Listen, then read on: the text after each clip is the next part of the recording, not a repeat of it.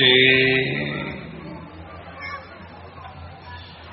આજની સભામાં અતિથિ વિશેષ તરીકે પધારેલા આપણા ધારાસભ્ય ભાઈ શ્રી નારાયણભાઈ પટેલ, ભાઈ શ્રી રણજીતસિંહજી,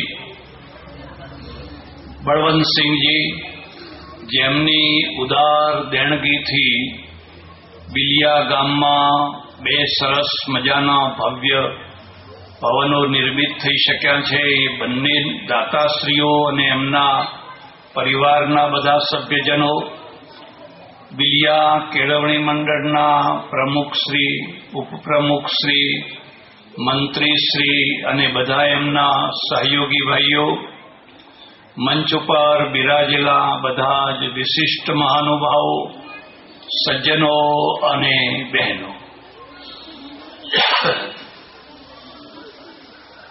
ઉપનિષદની એક બહુ સરસ સુંદર મજાની આખ્યાયિકા છે. એના માધ્યમથી કંઈક બે શબ્દો કહેવા છે. આખ્યાયિકા એવી છે કે આ જે વિશ્વ છે એ વિશ્વમાં 3 સ્તર છે ને 3 પટ્ટા છે. તમે જો જમીન ખોદો તો જમીનમાં 10, 15, 20 ફૂટ જાઓ એટલે એક જુદું સ્તર આવે, વળી બીજા 25 ફૂટ જાઓ એટલે એક બીજું સ્તર આવે. એવી જ રીતે આ દુનિયામાં પણ જુદા જુદા સ્તર છે. અને મુખ્ય જે 3 સ્તર છે એના નામ રાખ્યા છે દેવ, દાનવ અને માનવ. આ 3 સ્તર છે. આ ત્રણેય આખી દુનિયામાં બધી જગ્યાએ રહે છે.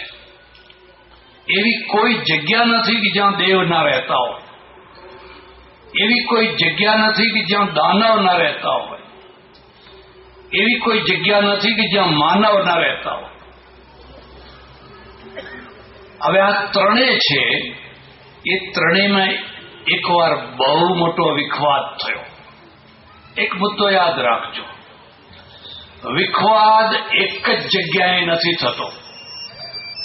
સ્મશાનમાં ત્યાં વિખવાદ નથી થતો. જ્યાં જીવતા માણસો છે ત્યાં નાના મોટો વિખવાદ થવાનો છે. જો કે સ્મશાનમાં પણ વિખવાદ થઈ શકે છે, ગૌતમભાઈને પૂછી શકો છો. પણ એ સ્મશાનના મળદા વિખવાદ નથી કરતા. એ મળદાની વ્યવસ્થા કરનારા કરે તો કરે. ગામની બહાર સ્મશાન છે, 3x6 ની જમીનમાં ઓહો કેટલા માણસોને બાળ્યા છે, કેટલા માણસો, એનું કોઈ રેકોર્ડ. અને એ બધા કોણ હતા જે 6-6 ઇંચ જમીન માટે ધારિયા લઈને ફરતા હતા, તલવારો લઈને ફરતા હતા, જે મૂછો આમ રાખીને ધામ ધામ ધામ ચાલતા હતા. બધા અહીંયા સૂઈ ગયા છે. કોઈ કશું કહેતું નથી કે આગો ખસ, આ મારી જગ્યા છે, આગો ખસ. કોઈ કહેતું નથી. ઉલટાના ગામ તરફ હાથ કરીને કહે છે, આવો ને ભાઈ, જેને આવવું હોય આવો ને, અમારે તો એ કાયમ વેકેન્સી છે, તમે આવો ને. ગામવાળા કે ના આવો, હમણાં અમને ના બોલાવશો, અમારો વારો નથી હમણાં. જ્યાં ચેતના છે ત્યાં નાનો મોટો વિખવાદ થવાનો ને થવાનો જ. એક બીજો મુદ્દો યાદ રાખજો, મારી વાત તમારા ગળે નહીં ઉતરે. સારા માણસોના ઝઘડા કરતા નબળા માણસોના ઝઘડા સારા હોય છે. જેને આપણે નબળા માણસો કહીએ, હલકા માણસો કહીએ છીએ, એમના ઝઘડા સારા હોય છે. મારે એકવાર કલોલમાં રહેવાનું થયું. હવે ગામની બહાર મંદિર હનુમાનજીનું ને એ ઝઘડામાં પડેલું, મને ખબર નહીં. એટલે કે આ ઝઘડાવાળા જગ્યામાં મહારાજને ઉતારો આપો. બરાબર છે, 10-15 દિવસ રહેવાનું થયું. એમાં એક ઓરડીમાં હું રહું, પાછળ બારી, અને નજીકમાં જ બધા પેલા ટોપલાવાળા માણસો પડેલા, આખો દિવસ નહીં ટોપલા લઈને, સરાણિયા કે હે વાદી નહીં સરાણિયા, એ પડેલા અને સાંજ પડે બધા ભેગા થાય અને કઈ ગાળો બોલે, કઈ ગાળો બોલે, શબ્દકોશમાં ના હોય એવી ગાળો બોલે. એટલે મારે તો સાંભળવાની, સત્સંગ કરો, આપણે બેઠા બેઠા સત્સંગ સાંભળો. પણ એટલો ઝઘડો થાય પછી મને થયું કે એકાદ બે ખૂન થઈ જશે આમના, આટલા લડે છે આ લોકો, લાંબા હાથ કરી. એક દિવસે મેં 2-3 મોટા આગેવાનોને બોલાવ્યા. મેં કહ્યું, તમે બધા આટલું બધું લડો છો, આટલી ગાળો બોલો છો, આટલા ઝઘડા કરો છો, અને આ મેદાન તો ઘણું મોટું છે, એ તમે એક ભાગ અહીં ઉતરો ને એક ભાગ પણ અહીં ઉતરો, જુદા થઈ જાઓ, શા માટે ભેગા ઉતરીને આવો ઝઘડો કરો છો? તો મને શું કહ્યું ખબર છે? મને કે મહારાજ એ શું બોલ્યા, જુદા ના થવાય, લડીએ ઝઘડીએ પણ ભેળા ને ભેળા જ રહીએ. હવે આ હારા પેલા હારા, એ તો કે લડીએ ઝઘડીએ પણ રહેવાનું તો ભેળા ને ભેળા જ રહીએ. અને પછી સવાર થાય, પાછા બધા ભેગા થાય, ચલમ પીવે, બીડીઓ પીવે. હવે આ જેને આપણે અશિક્ષિત માણસો, પછાત માણસો કહીએ છીએ, એમના ઝઘડા સારા કે પેલા લોકો કોર્ટ ઉપર કોર્ટ ને કોર્ટની વાત તો હવે બંધ થઈ ગઈ, હવે સોપારીઓની વાત ચાલુ થઈ છે. મારો ઝઘડો પતાવો છે, લે સોપારી, લાખ લે, 2 લાખ લે, આનું નિકંદન કાઢી નાખ્યું. કોને સારા કહેવા તમે વિચાર કરો. એટલે આ ત્રણેય છે એ ત્રણેય જે સ્તર છે દુનિયાના, એ સ્તરે ત્રણેયને વિખવાદ થયો. અને વિખવાદનું મૂળ શું છે કે આપણે ત્રણેય કરવું શું, એક ખાસ વાત યાદ રાખજો. મારી સાથે તમે સંમત થાઓ કે ના થાઓ, પણ મારે તમને કહેવાની છે. તમે કદી દીક્ષા લીધી છે? ગુરુ મંત્ર લીધો છે? કંઠી બંધાવી છે? જો ના બંધાવી હોય, ના લીધો હોય તો કદી ના લેશો. તમે હું એનો મર્મ સમજાવું, અર્થ સમજાવું છું. દીક્ષાનો અર્થ છે જેમાંથી જીવનની દિશા મળે એને દીક્ષા કહેવાય. જેમાંથી જીવનની દિશા મળે. અને જો દિશા ના મળે ને દિશા ગુમ થઈ જાય, ઉપરથી દિશા ગુમ થઈ જાય, તો એને દીક્ષા ના કહેવાય, એને આંધળા કૂવામાં પડવાનું કહેવાય. તમને કોઈને ખબર હોય કે ન હોય,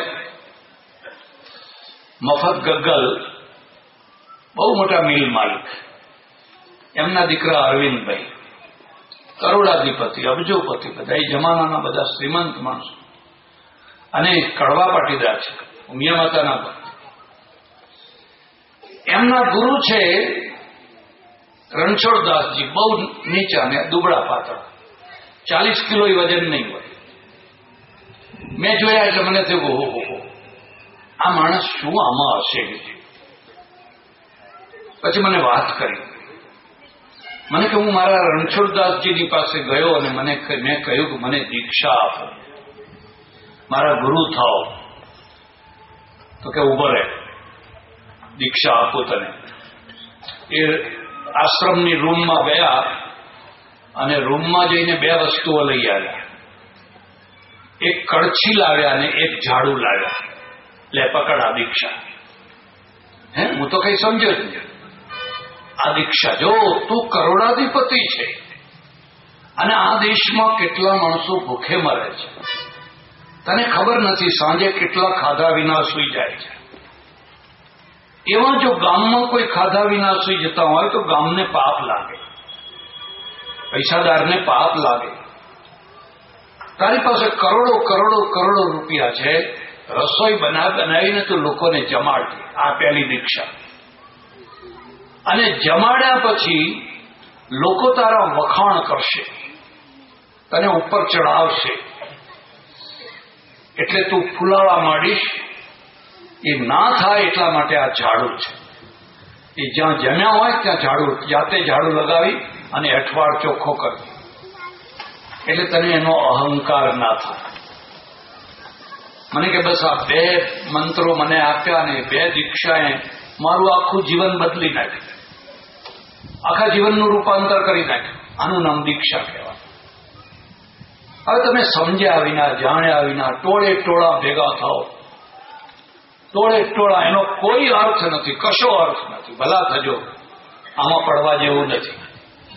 છતાંય તમારું મન ના માનતું હોય તો કૃષ્ણમ વંદે જગત ગુરુ, પરમાત્માથી મોટો કોઈ ગુરુ નથી. પરમાત્મા એ જ ગુરુ છે. માતા ગુરુ છે, પિતા ગુરુ છે, આચાર્ય ગુરુ છે, જે આપણને ભણાવે છે. આ બધું પડતું મૂકીને જેની પાસે કંઈ નથી, જે ટોળા જ ખાલી ભેગા કરે છે કોમર્શિયલ બેઝ ઉપર, એવા ચક્કરમાં કદી પડશો. એટલે આ 3 છે ને, એ ત્રણેયને થયું કઈ સૂઝતું નથી. એક બીજો મુદ્દો યાદ રાખજો, જેમ જેમ અંધકાર વધે એમ સૂઝવાનું ઓછું થઈ જાય. જીવનમાં પણ જેમ જેમ અંધકાર વધે તેમ સૂઝવાનું ઓછું થઈ જાય. કઈ સૂઝે જ નહીં. શું કરવું, શું ના કરવું, આ કરવું, તે કરવું, ફલાણું કરવું. એક એવો પીરિયડ આવે ને કે તમને કશું સૂઝે જ નહીં. એમ કરો, આપણે 3 જણા બ્રહ્મા પાસે જઈએ અને બ્રહ્માને પૂછીએ કે અમારે કરવું શું, અમને રસ્તો બતાવો, અમને દિશા બતાવો. આ 3 બ્રહ્મા પાસે ગયા. પ્રજાપતિ બ્રહ્મા, અને બ્રહ્માને કહ્યું કે અમને કોઈ રસ્તો બતાવો, અમને કશું સૂઝતું નથી. બ્રહ્માએ કહ્યું બેસો, અને એમણે 3ને એક જ અક્ષરનો મંત્ર આપ્યો, દ દ દ. બસ એક જ અક્ષર. જાઓ, તમને મેં મંત્ર આપી દીધો, હવે વ્યાખ્યા તમે કરો, એનો અર્થ તમે કરો. જેની પાસે મંત્રની વ્યાખ્યા કરવાની શક્તિ ના હોય એને મંત્ર આપવાનો કોઈ અર્થ જ નથી. તમે એની વ્યાખ્યા કરો. 3 ગયા. 3ને એક જ અક્ષર આપ્યો છે, દ દ અને દ. અમારે તો એક એવી માન્યતા છે કે હોમિયોપેથીની દવા છે ને, એનું જેમ જેમ તમે સંક્ષિપ્તીકરણ કરો એમ એનો પાવર વધતો જાય. ઝીણી ગોળીઓ હોય અને ઉપર લખ્યું હોય 5 લાખ પાવર, 10 લાખ, 25,000, 50,000. ઘણી વાર હસવું આવે કે આટલી ગોળીમાંથી શું થતું હશે. આયુર્વેદની દવા તો ફાંકડા ફાંકે જ રાખો, હે આટલા બધા પેટ ભરી જાય એટલું દવા લેવી, પેલા આટલી. એમણે કહ્યું કે વસ્તુનું જેમ જેમ સંક્ષિપ્તીકરણ કરો એમ એનો પાવર વધતો જાય. અને આ જ સિદ્ધાંત શાસ્ત્રમાં લઈ આવે. શાસ્ત્રમાં એ મોટું જે પ્રકરણ છે એનું સંક્ષિપ્તીકરણ કરતા એક સૂત્ર બનાવી, જન્માદ્યસ્યતા સૂત્ર બનાવી દીધું. આખું ભાગવત ઉપર, એના ઉપર આખું ભાગવત શરૂ થઈ ગયું. એટલે આ બ્રહ્મા છે ને, બ્રહ્માએ એક અક્ષર આપી દીધો, દ દ ને દ. અને કહ્યું કે 3 દિવસ પછી આનો જે અર્થ તમે સમજ્યા હો એ અર્થ સમજેલો મને બતાવવા આવજો. લેશન આપ્યું, પણ લેશન બતાવવા આવજો. 3જા દિવસે 3 આવ્યા પાછા. પેલા દેવને કહ્યું કે તમે દ નો અર્થ શું સમજ્યા? કે અમે એમ સમજ્યા છીએ કે દમન કરો, દમન કરો, દમન કરો. દાનવોને કહ્યું તમે શું સમજ્યા છો? અમે એમ સમજ્યા છીએ કે દયા કરો, દયા કરો, દયા કરો. અને માનવોને પૂછ્યું કે તમે શું સમજ્યા છો? તો અમે સમજ્યા છીએ કે દાન કરો, દાન કરો, દાન કરો. એક ખાસ વાત યાદ રાખજો, જેમ જેમ તમારું લેવલ ઊંચું થતું જાય એમ એમ તમારે સલાહ લેવાની વધારે જરૂર પડે. તમે નીચા લેવલે જીવો છો, કોઈ સલાહ લેવાની જરૂર નથી. પણ તમે કોઈ ઊંચી ખુરશી ઉપર બેઠા છો, કોઈ ઊંચી ગાદી ઉપર બેઠા છો, તમારે સલાહની બહુ જરૂર છે. વર્ષો પહેલા ચાણક્ય કેટલીક મહત્વની વાતો લખી છે. એમાંની એક વાત લખી છે, નદી તીરે ચય વૃક્ષા પરગેહેશુ કામિની મંત્રીહીના રાજા ન શીઘ્રમ નશ્યંતી ન સંશય. નદીના કિનારે ઉભેલા વૃક્ષો લાંબુ ના જીવે. રેલ આવે, ઘસારો પડે અને વૃક્ષ તણાઈ જાય. નદી તીરે ચય વૃક્ષા પરગેહેશુ કામિની. અને જે સ્ત્રી વગર કામે લોકોના ઘરોમાં રખડ્યા કરે છે, આ ઘર પેલું ઘર પેલું ઘર પેલું, પગ વાળીને ઘરમાં બેસતી જ નથી. પરગેહેશુ કામિની. કામ હોય તો જવું પડે, જરૂર જવું પડે, પણ આ તો વગર કામે. એક બીજી વાત પણ યાદ રાખજો, માણસ રખડતો હોય એ ખટપટ વિનાનો ના હોય. ખટપટ માટે તો પલાઠી વાળે. હવે એને ખટપટ કરવી છે અને ખટપટ સાંભળવી છે, એટલે પછી બધા એવા ક્ષેત્રો ખોળે, ક્યાં જવું તો વાત કરવું કે વાત સાંભળવું. એ કદી ખટપટ વિના, ખટપટ વાળો માણસ પલાઠી વાળીને બેસી ના શકે. અને ખટપટ વાળો માણસ છે એ કદી શાંતિ પામી ના શકે ને શાંતિ પમાડી ના શકે. એ પોતે અશાંત હોય અને લોકોને અશાંત કરતો હોય. નારદ પલાઠી વાળીને બેસે નહીં હો. તમે નારદનું ચિત્ર જોયું છે? ઊભું જ હોય, ચાલતા જ હોય. અને નારદ છે ને, ગામે ગામ નારદ, જોકે બિલિયામાં નહીં હોય, પણ ગામે ગામ નારદ હોય જ છે. એ ફરિયાદ કરતા હોય, ફરિયાદ કરતા હોય. અડધી રાતે માણસને જગાડે, સાંભળ્યું કે તમને પેલી વાત ખબર પડી કે તમે આ જાણ્યું કે? એટલે ભાઈ રવા દે ને, શાંતિ રાખી. ખટપટીયો માણસ શાંતિ ના પામી શકે, ના કોઈને શાંતિ પમાડી શકે. એટલે જેમ જેમ તમારી કક્ષા ઊંચી થતી જાય એમ એમ તમારે કોઈ વાત પૂછવાની જગ્યા હોવી જોઈએ. પરગેહેશુ કામિની. ચાણક્ય કહે છે, મંત્રીહીના રાજાના. અને મંત્રી બીજાનો રાજા છે. રાજા હોય પણ અહંકારી હોય, એને મંત્રીની જરૂર નહીં. મારે કોઈને પૂછવાની જરૂર નથી, મને બધું આવડે છે, હું બધું જાણું છું. શીઘ્રમ નશ્યંતી ન સંશય. પેલો ચાણક્ય કે આ ત્રણેયનો નાશ થવાનો, ન સંશય, એમાં કોઈ શંકા ના કરવી. રાજા, ડાયો રાજા એને કહેવાય જે મંત્રીઓને પૂછી પૂછીને કામ કરે.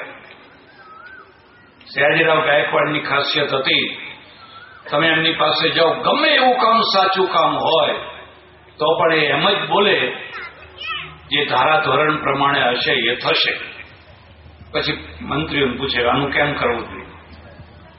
સાહેબ આમ થાય, આમ થાય, આમ થાય.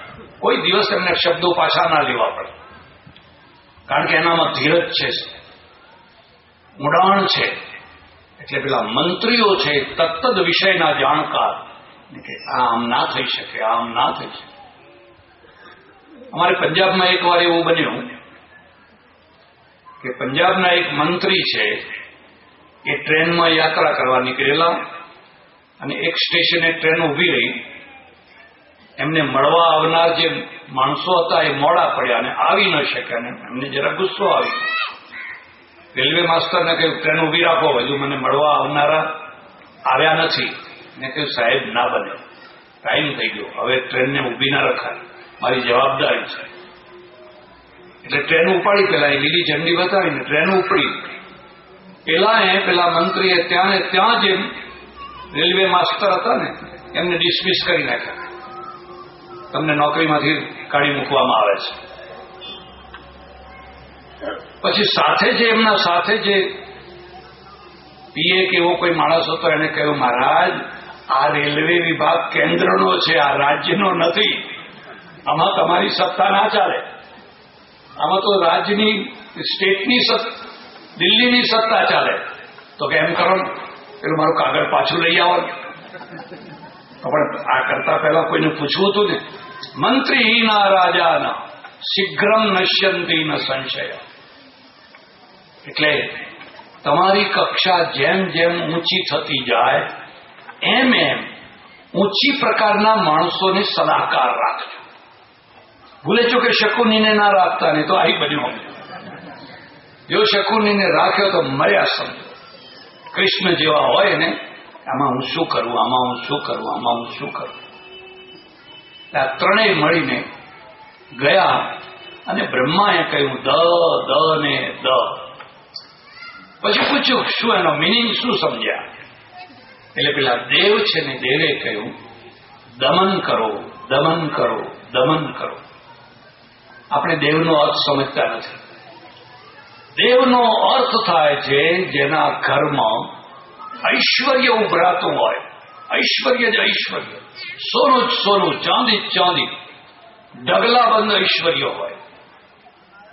ઊંઝામાં જઈને બંગલા જુઓ, એકથી એક ચડી જાય એવા, એકથી એક ભૂલા પડો એવા આલિશાન બંગલા છે. પૈસો છે, બધુંય છે, પૈસો જ પૈસો છે.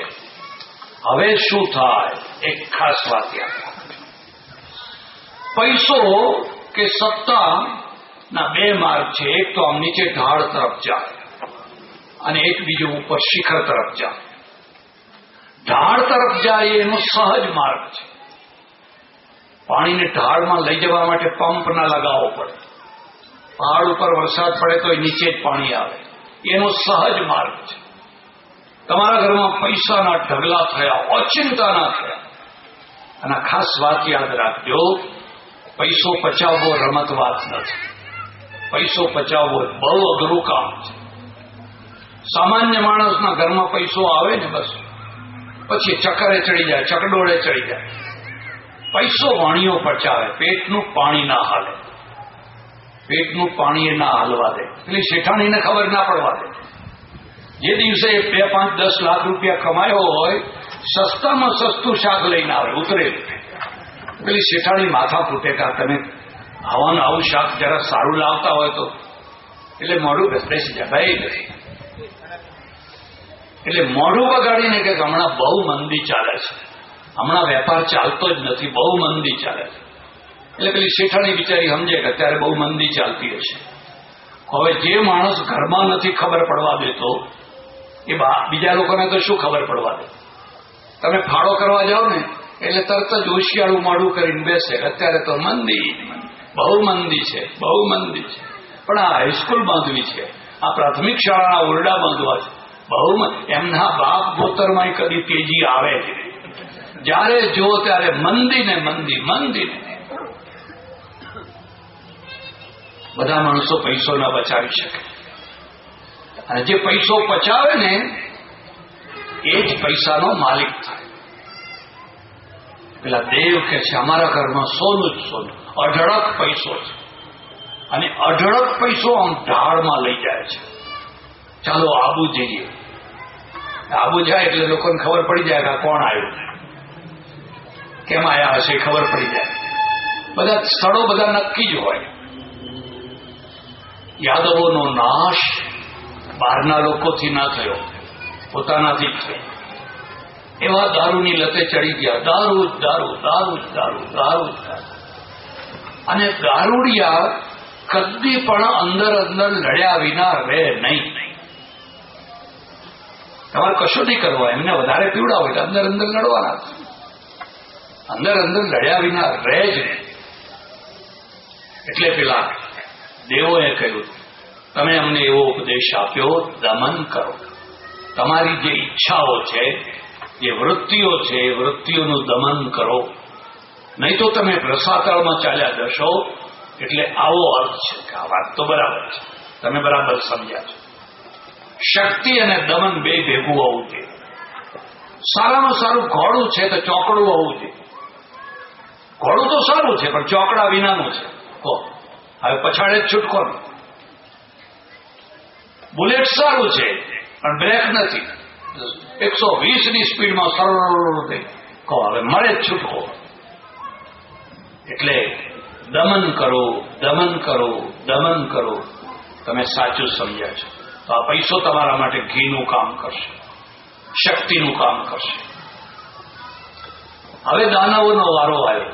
દાનવો એટલે કોણ? જેમની પાસે શક્તિ છે, બાવડાની શક્તિ છે, તલવારની શક્તિ છે, બંદૂકની શક્તિ છે, બધી શક્તિઓ છે, તમે શું સમજ્યા? દયા કરો, દયા કરો, દયા કરો. કારણ કે આખો દિવસ એ જુલમ કરે છે. એની બહેને બાવડામાં તાકાત છે. એક તમાચો મારી દીધો, પેલાને મારી દીધો, પેલાને મારી દીધો, જોઈ લઈશ, જોઈ લઈશ, જોઈ લઈશ. આખા ગામને તમે હાહાકાર મચાવો છો. ભગવાને તમને જે શક્તિ આપી છે દુર્બળોની રક્ષા કરવા માટે આપી છે, દુર્બળોને સતાવવા માટે નથી આપી. આ તો દુર્બળોને જ સતાવે રાખે છે. આને દાનવ કહેવાય. એને કઈ શિંગડા ના હોય. હિટલરને કોઈ શિંગડા નતા, એને શિંગડા ના હોય, પણ પોતાની જે શક્તિ છે એ શક્તિને હંમેશા નિર્દોષ લોકોને સતાવવા માટે ઉપયોગ કરે છે. દાનવ છે. બાલગાળામાં એક માસ્તરને થોડો મારો ઓળખીતો, મારા ઉપર કાગળ લખ્યો. મને કે ગમે એમ કરો, આ ગામમાંથી મારી બદલી કરાવી દો. મેં કહું ભાઈ બદલી કરાવવાનું તો મારા હાથમાં નથી, પણ તમારું કોઈ મને કે ઓળખીતું હોય તો આ ગામમાંથી મારી બદલી કરાવી દો. પછી મેં કારણ શું પૂછ્યું. મને કે કારણ શું બતાવું? હું જયારે સ્કૂલે જાઉં, મારી ઘરવાળી મારા ઘરમાં હોય તો આ ગામમાં એટલા દાનવો છે કે એને શાંતિથી રહેવા નથી દેતા. મારું કોઈ જૂથ નથી, મારું કોઈ ટોળું નથી, મારી કોઈ તાકાત નથી, એટલે આખો દિવસ એને સતાવે રાખે છે. અને ગરીબ કી જોરું, એક ઉર્દુમાં શેર છે, ગરીબ કી જોરું સબકી ભાભી, બધા એને ભાભી કે. આ ગામ મને છોડાવી દો, આ ગામમાં મારી સ્ત્રી સલામત નથી. રામ રાજ્યનો શો અર્થ છે? રામ રાજ્યનો અર્થ છે જ્યાં એક પણ ગુંડો ના રહેતો હોય અને સૌ શાંતિથી રહી શકતા હોય, એનું નામ રામ રાજ્ય કહેવાય. ગુંડાઓનું દમન કરવું પડે, આતંકવાદીઓનું દમન કરવું પડે. હમણાં મારે ઓસ્ટ્રેલિયા અને ન્યુઝીલેન્ડ જવાનું થયું. એનું પુસ્તક આવી રહ્યું છે, વાંચજો બધા, ખૂબ ખૂબ જાણવા જેવું છે. અમે ઓસ્ટ્રેલિયાનું બળબડતું રણ અને રણ જોવા ગયા, પિનાકલ. એક કેબિનમાં એક 22 વર્ષની છોકરી બેઠેલી, ટિકિટો આપે બધાને. અમે ટિકિટો લીધી. મેં એને પૂછ્યું કે આ આવા બળબડતા રણમાં તું એકલી જ છે, તને બીક નથી લાગતી? તને ડર નથી લાગતો?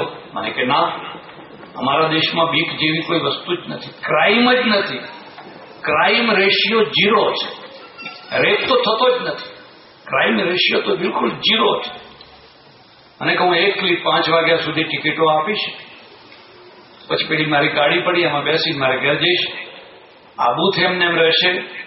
એ પછી જે જોવા આવશે એની મેળે ટિકિટ લેશે, એની મેળે આમાં પૈસા નાખશે, પછી અંદર જોવા જશે. તો આથી વધારે કયું રામરાજ તમારે જોઈએ?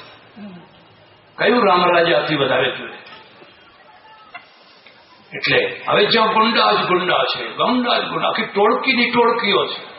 એક નહીં, બે નહીં, આખી ટોળકીઓ ને ટોળકીઓ છે. એ ગામમાં કોણ સલામત હોય, કોણ સુરક્ષિત હોય? એ ગામમાં એક વીર પુરુષ આવે, બહાદુર પુરુષ આવે અને પેલા અનિષ્ટ તત્વોના માથા ભાગે, એને રામ કહેવાય, એને રામરાજ્ય કહેવાય, એને રામરાજ્યની સ્થાપના કરી કહેવાય. એક સારો ફોજદાર આવે ને બધે શાંતિ, એક ભળી જનારો આવે ને બધે અશાંતિ. આપણા બેનું ભાગમાં એટલે ચાલવા દો, બધે અશાંતિ થઈ જાય. એટલે પેલા દાનવો છે, એ દાનવોને કહ્યું દયા કરો, દયા કરો, દયા કરો. ગરીબો ઉપર, નિર્દોષ ઉપર, જેમના બાવડામાં જોર નથી એના ઉપર શું રૂવાત કરો છો? એમનું રક્ષણ કરો. તમે મોટા છો. આ વાત તો બરાબર, તમે સારું સમજ્યા. હવે આવ્યા માનવ, આવ્યા માનવ. તમે શું સમજ્યા? અમે સમજ્યા દાન કરો. તમે કમાઓ છો, તમને વાવતા આવડે છે, તમને લણતા આવડે છે, તમને બાળતા આવડે છે, તમને બધું આવડે છે. તમે દાન કરો, ખૈરાત કરો. તમારી પાસે જે વધારાના પૈસા છે એ કોઈને ને કોઈને આપો. ને બ્રહ્માએ કહ્યું, તમે બિલકુલ સારું સમજ્યા છો, સાચું સમજ્યા છો. પણ ખરો પ્રશ્ન હવે શરૂ થયો, દાન કરવું ક્યાં, કઈ જગ્યાએ દાન કરવું? ભારતમાં અને ગુજરાતમાં જેટલું દાન થાય છે, દુનિયાની કોઈ જગ્યામાં આટલું દાન નથી થતું. આ તમને સાચી વાત કહું છું. જ્યાં જુઓ ત્યાં આપો જ આપો, આપો જ આપો, આપો જ આપો. પણ દાન ઉગે એવું કેટલું આપે છે? જે દાન ઉગે નહીં એ દાન વ્યર્થનું છે, નકામું છે. એનું એક રૂપાંતર થવું જોઈએ. પહેલા આપણું દાન છે ને વર્ણલક્ષી થયું, પછી ભગવાન લક્ષી થયું. જે બધું દાન ભગવાનને, બધું ભગવાન. ભગવાનનો મુગટ બનાવવો છે, ભગવાનને હાર બનાવવાનો છે, ભગવાનને તોડા બનાવવાના છે. એક મંદિરમાં દર્શન કરવા જવાનું થયું. મારા ઓળખીતા એક સંપ્રદાયના સાધુ હાથ પકડીને લઈ ગયા અને ભગવાનને કઈ સોનું ચડાવેલું ને 4 ઘડિયાળ, 2 હાથમાં ને 2 પગમાં. મેં એમને કહ્યું, અને રાડો, 4 પાછા રાડો. મેં કહ્યું, આ 2 હાથમાં તો હું સમજ્યો કે એકમાં ભારતનો સમય, એકમાં અમેરિકાનો સમય જોવા કામ આવે ભગવાનને, પણ આ પગમાં કેમ લગાવ્યા છે? મને કે શું કરીએ, ભક્ત લોકો ચડાવે એટલે મારે બાંધવા પડે.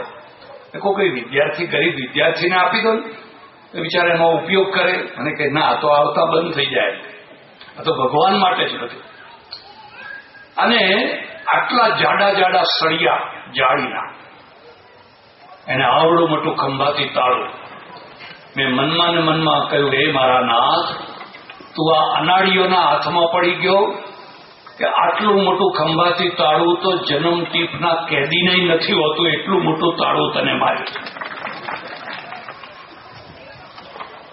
દેનારો માણસ ખોટો નથી, દેનારો શ્રદ્ધાળુ છે, પણ એની દિશા ઉઘડી નથી.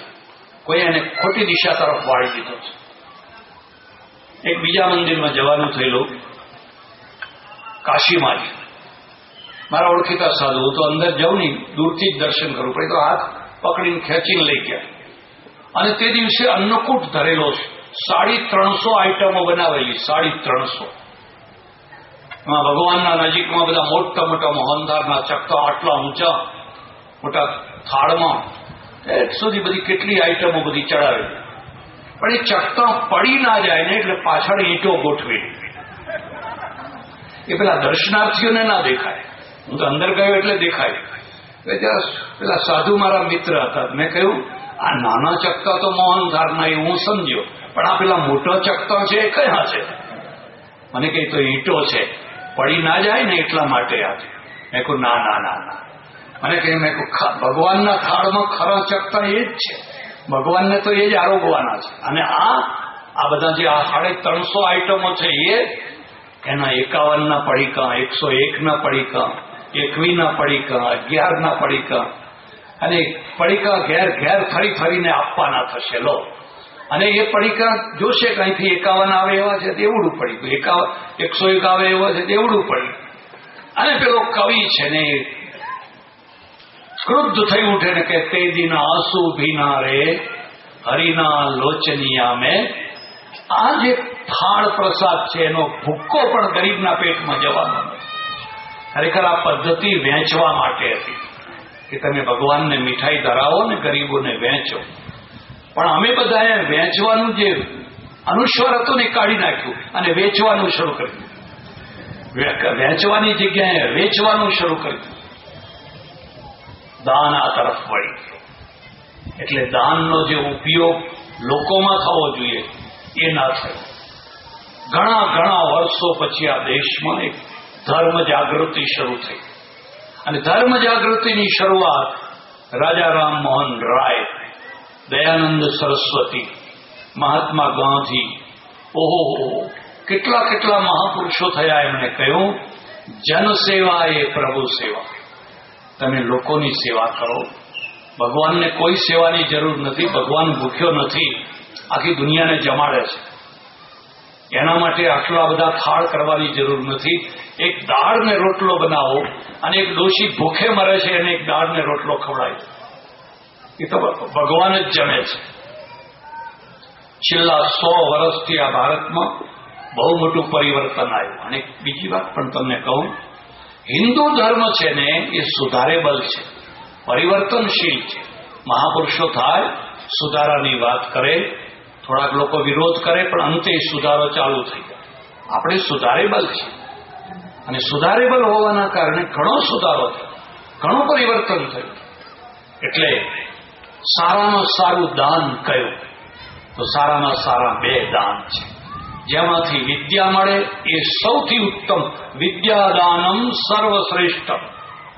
અને જેમાંથી લોકોને આરોગ્ય મળે, તબિયત સુધરે, એ તબીબી સારવાર છે, એ બીજું શ્રેષ્ઠ. વચ્ચે નહીં આવે, બેસા વચ્ચે કોઈ નહીં આવે. એટલે દાનને તમે વિદ્યા તરફ વાળો, દાનને તમે આરોગ્ય તરફ વાળો. મને જાણીને બહુ આનંદ થયો કે આપણા 2 મોટા દાતાઓ અને બીજા નાના દાતાઓ પણ મારી બાજુમાં બેઠા, ચેલાભાઈ અને બીજા દાતાઓ. મેં કહ્યું તમારી ઘરવાળીઓને બોલાવો ને ઉપર બેસાડો. દાન આ આપે, પેલા બધા ત્યાં બેઠા હોય. લક્ષ્મીજી એ છે, લક્ષ્મીજી એ છે. હવે એમનો તો કોઈ ભાવ જ નહીં, ઘેરથી બોલાવો, ઉપર બેસાડો. સ્ત્રીઓનું, અરે એ રાજી હશે તો આપી શકશો, એ રાજી નહીં હોય તો પૈસો નહીં આપી શકો. અમને કોઈ જમવા બોલાવવા આવે ને એટલે હું પહેલા પૂછું, ઘરવાળીને પૂછીને આવ્યા છો? અરે કે એમાં ઘરવાળીને શું ના હો તો નથી આવું, તો પહેલા ઘરવાળીને પૂછી આવો. આવા એક ભગત હતા ગામમાં, બધા જ મહારાજોને જે આવે ને હેડો મારા ઘર જમવા, હેડો મારા ઘર જમવા, હેડો મારા ઘર જમવા. અને ઘરવાળી ઊંધી હતી, એને આ જમાડવાનું ગમે છે. એટલે પેલા એક ભોળા મહારાજ ને બિચારા, હવે અમને ટાઈમસર તો ભૂખ લાગે જ ને, અમે ખોરતા હોય કોણ જમાડશે, કોણ જમાડશે. પેલા પટેલ કે ભગત કે ચાલો ચાલો મહારાજ મારે ત્યાં જમવા ચાલો. કે હા ચાલો. એને તો બેસાડ્યા. થોડીક વાર થઈ એટલે ઘરમાં પેલા મહારાજ કે હું તમારા વાસણમાં નહીં જાઉં, પતરાળો જોઈએ મારે. તો કે બેસો, હું હમણાં પતરાળો લઈ આવું છું. એટલે પતરાળું લેવા બજારમાં ગયા તો પેલી ઘરવાળી રડવા બેઠી. એટલે મહારાજે કહ્યું, બેન તું કેમ રડે છે? તને શું દુઃખ છે? કે મને મારું કોઈ દુઃખ નથી, મને તમારું દુઃખ છે. મારું ક્યાં? કેમ? કે મારા ઘરવાળા તમારા જેવા કેટલાય સાધુઓને લઈ આવે છે, પેલા ખાંડણિયામાં આ જે સાંભેલું છે એનાથી માથું કૂટી કૂટી અને એને મારી નાખે છે. કેટલાયને મારી નાખ્યા આવી રીતે. તમારો એ વારો આવવાનો જ છે. એમ ભગવાન તારું ભલું કરે. યા પલાયતી સજીવતી, મુઠ્ઠીઓ વાળીને ભાગ્યા તો ભાગવા દો, ભાગવા દો, ભાગવા દો. પેલા પતરાળો લઈને આવ્યા. ઘરવાળીને પૂછ્યું મહારાજ ક્યાં ગયા? કે મહારાજ તો જતા રહ્યા, બહુ સમજાયા પણ ના માન્યા. એમણે એક જ હઠ પકડી, મને પેલું હાંબેલું આ, મારે હાંબેલાની જરૂર છે. મેં કહ્યું મારાથી સાંભેલું ના અપાય, મારો ઘરવાળો આવે પછી પૂછીને આપો, હમણાં મારાથી ના અપાય. તો રિસાઈને જતા રહ્યા. અરે કે આપવું તું ને, લાય હાંબેલું. હાંબેલું લઈને પાછળ દોડ્યા. મહારાજે જોયું હાંબેલું લઈને આવે છે, આ પેલી ઘરવાળી ખરું જ કહેતી હતી. એટલે પેલા વધારે મુઠ્ઠીઓ વાળીને દોડે. તમે હવે સમજ્યા? એ અર્ધાંગીની છે, એની મંજૂરી હોય, એની રજા હોય તો કામ પાર પડે. અને એ જો આડી થઈ તો પછી ધોરા દાડે તમને તારા બતાવી દે. મેં કહ્યું તમારી ઘરવાળીઓને ઉપર બેસાડો, એમને હાર પહેરાવો, એમનું મહેમાન કરો, એમનું મન મોટું રહે, ભરાયેલું રહે, અને એમ થાય ના હો મારા ઘરવાળાએ બહુ સારું કામ કર્યું, બહુ સારું કામ કર્યું. એટલે અમે એમને ઉપર બેસાડ્યા, સારું કર્યું. પણ મને વધુ આનંદ તો ક્યારે થયો?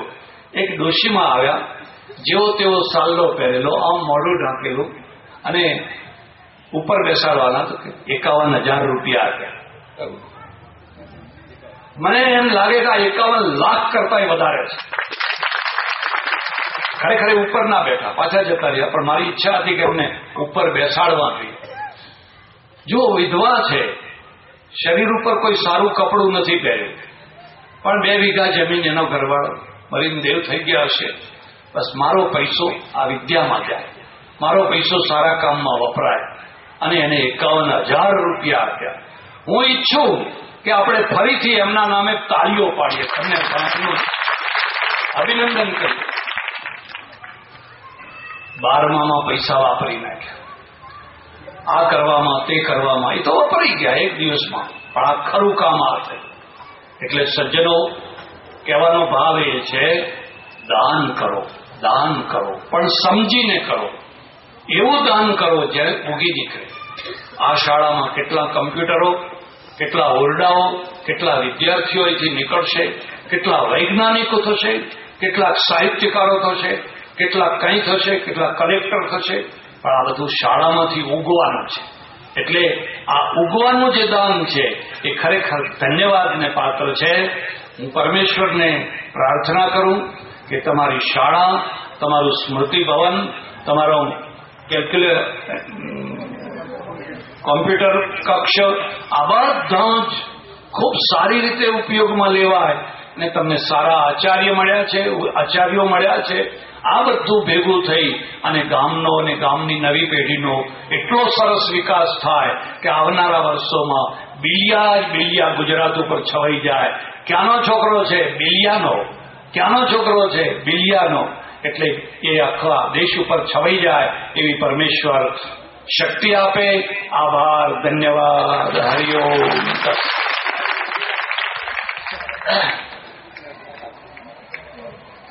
પેલા માજી જે 51,000 વાળા છે એમને બોલાવો.